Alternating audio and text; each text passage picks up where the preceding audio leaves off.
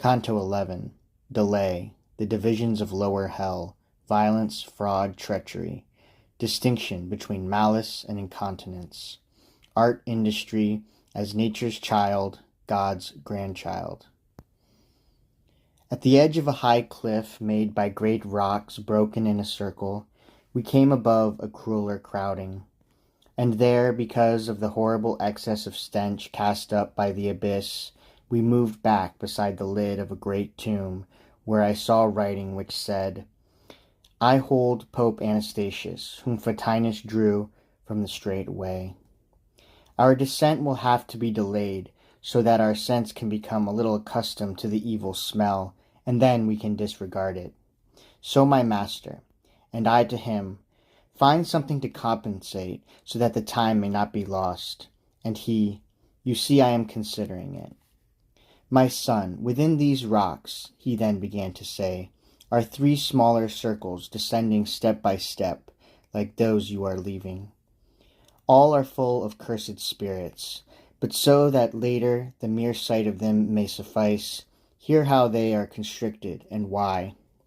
Of every malice gaining the hatred of heaven, injustice is the goal, and every such goal injures someone either with force or with fraud. But because fraud is an evil proper to man, it is more displeasing to God, and therefore the fraudulent have a lower place and greater pain assails them. Of the violent the first circle is full, but because violence can be directed against 3 persons, the circle is divided and constructed in 3 subcircles.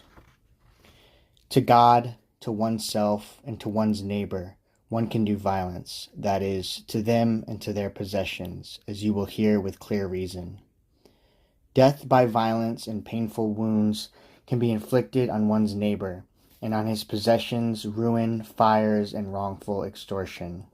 Thus homicides and whoever wrongfully strikes, spoilers and bandits, all are tormented in the first subcircle in different groups. One can turn a violent hand against oneself or one's own possessions. Therefore, in the second subcircle, each must uselessly repent, whoever deprives himself of your world, or utterly squanders and undermines his wealth, and weeps where he should be happy.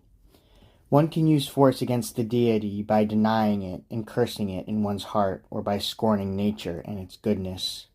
And therefore, the smallest subcircle stamps with its seal Sodom and Cahors, and whoever speaks with scorn of God in his heart. Fraud, which bites at every mind, a man can use against one who trusts in him, or against one who has in his purse no cause for trust. This latter mode seems to cut solely into the bond of love that nature makes. Thus, in the second circle find their nest hypocrisy, flattery, casters of spells, impersonators, thievery and simony, panders, embezzlers, and similar filth. The former mode forgets the love that nature makes, and also that which is added to it, from which special trust is created. Thus in the smallest circle, at the point of the universe where Dis is enthroned, whoever is a traitor is eternally consumed.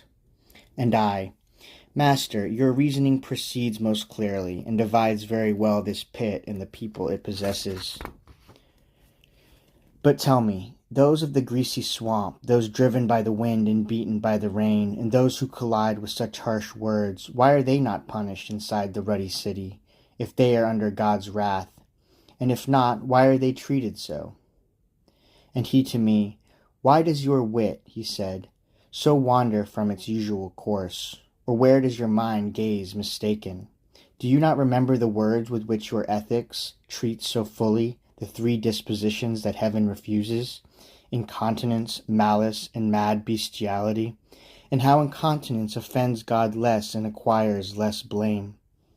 If you consider this judgment well, and bring to mind who those are that undergo their penitence higher up and outside, you will see clearly why they are separated from these wicked ones, and why God's justice hammers them less wrathfully.